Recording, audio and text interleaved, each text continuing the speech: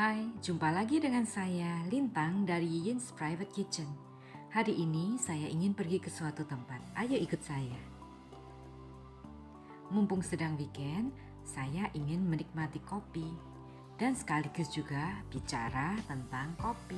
Penemuan kopi sendiri secara tidak sengaja terjadi ketika penggembala bernama Khalid, seorang Abisinia, mengamati kawanan kambing gembalaannya yang tetap terjaga bahkan setelah matahari terbenam, setelah kambing-kambing tersebut memakan sejenis buah beri. Ia pun mencoba memasak dan memakannya. Kebiasaan ini terus berkembang dan menyebar ke berbagai negara di Afrika.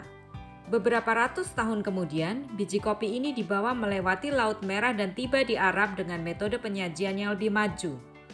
Setelah tahun 1600-an, Baba Budan, seorang peziarah India, berhasil membawa biji kopi fertil keluar dari Arab dan menumbuhkannya di berbagai daerah di luar Arab. Tahun 1615, seorang pedagang Venezia membawanya masuk ke Eropa secara resmi. Tahun 1690, biji kopi dibawa ke Pulau Jawa untuk dikultivasi secara besar-besaran.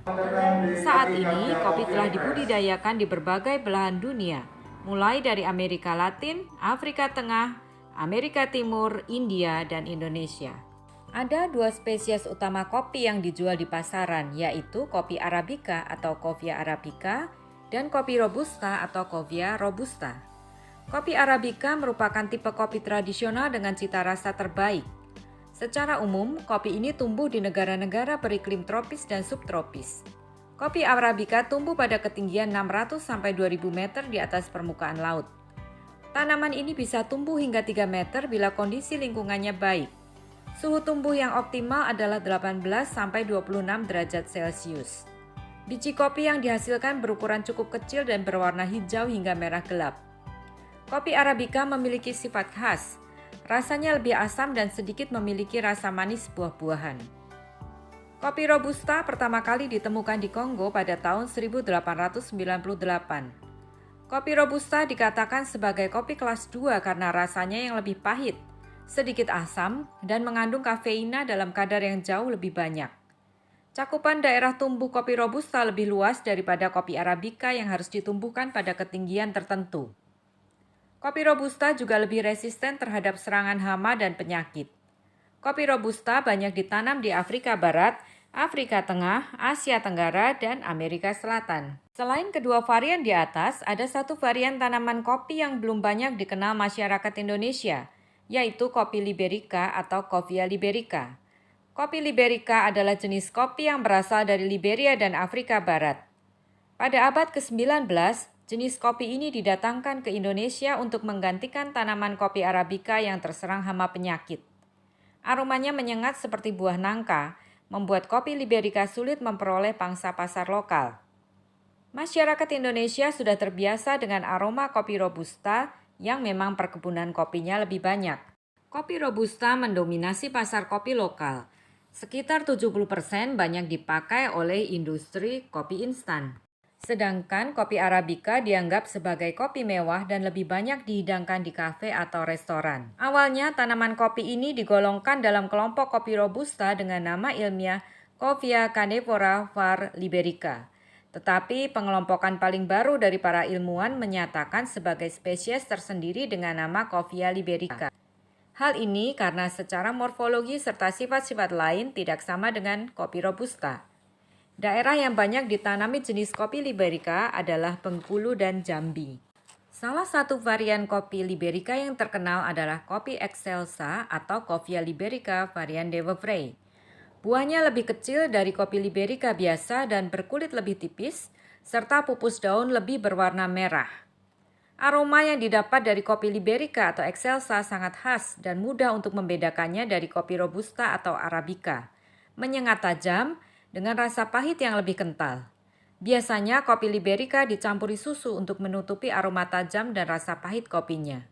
Juga sering digunakan sebagai campuran bagi kopi Robusta untuk memberi tambahan aroma kopi. Salah satu jenis kopi lain yang terkenal adalah kopi luwak asli Indonesia. Kopi ini termasuk kopi dengan harga jual tertinggi di dunia karena proses terbentuknya dan rasanya yang unik. Kopi ini adalah kopi Arabica yang kemudian dimakan oleh luwak, binatang sejenis musang. Tidak semua bagian biji kopi ini dapat dicerna oleh luwak. Bagian dalam biji ini akan keluar bersama kotoran luwak. Karena telah bertahan lama di dalam saluran pencernaan luwak, biji kopi ini telah mengalami fermentasi singkat oleh bakteri alami di dalam perut luwak. Industri kopi luwak di Indonesia berada di Garut, Lampung, Pagar Alam, Sidikalang, Gayo, Toraja, dan Kintamani. Kopi luwak diyakini dapat mencegah kanker payudara, diabetes, batuk empedu, meningkatkan stamina, serta untuk kesehatan mulut dan gigi. Kini budidaya kopi luwak tidak lagi mengandalkan luwak liar tetapi luwak yang sudah ditangkarkan. Di Thailand ada juga kopi yang serupa. Biji kopi diberikan kepada gajah untuk dimakan sehingga enzim pencernaannya mengurangi rasa pahit dari kopi. Harganya bisa sampai 3 kali dari biji kopi luwak. Minuman kopi saat ini ada banyak jenisnya. Masing-masing memiliki proses penyajian dan pengolahan yang unik.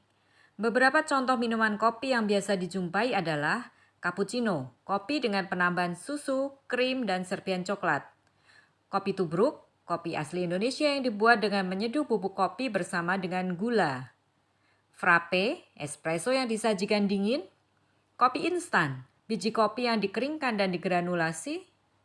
Kopi mocha, serupa dengan cappuccino dan latte tetapi dengan penambahan sirup coklat. Irish coffee atau kopi Irlandia, kopi yang dicampur dengan whisky. Atau oleng atau oliang, yaitu kopi khas Thailand yang dimasak dengan jagung, kacang kedelai, beras, kapulaga, dan wijen. Cita rasa kopi selain ditentukan oleh jenisnya juga dipengaruhi oleh proses penanaman dan metode pengolahannya. Indonesia adalah salah satu negara penghasil kopi terbaik di dunia. Indonesia adalah produsen kopi terbesar setelah Brazil dan Kolombia. Kopi terkenal akan kandungan kafeina yang tinggi. Kafeina merupakan senyawa hasil metabolisme sekunder golongan alkaloid dari tanaman kopi dan memiliki rasa yang pahit. Peranan utama kafeina di dalam tubuh adalah meningkatkan kerja psikomotor sehingga tubuh tetap terjaga dan memberikan efek fisiologis berupa peningkatan energi. Efeknya biasanya baru akan terlihat beberapa jam kemudian setelah mengonsumsi kopi.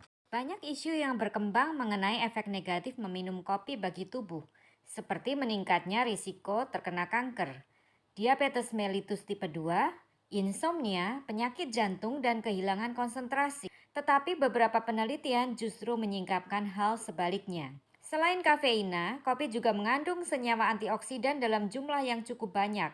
Dapat membantu tubuh dalam menangkal efek perusakan oleh senyawa radikal bebas seperti kanker, diabetes, dan penurunan respon imun. Beberapa contoh senyawa antioksidan yang terdapat di dalam kopi adalah polifenol, flavonoid, proantosianidin, kumarin, asam klorogenat, dan tokoferol. Dengan perebusan, senyawa ini dapat ditingkatkan. Minum kopi memang nikmat, sehingga orang bisa kecanduan.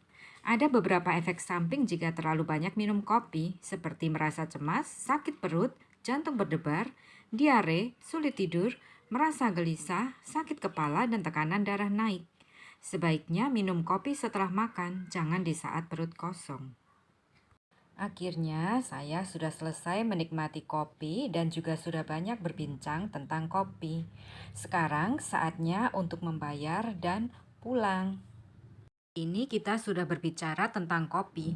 Selamat menikmati kopi di rumah masing-masing dan nantikan video selanjutnya bersama Yiyin's Private Kitchen. Salam.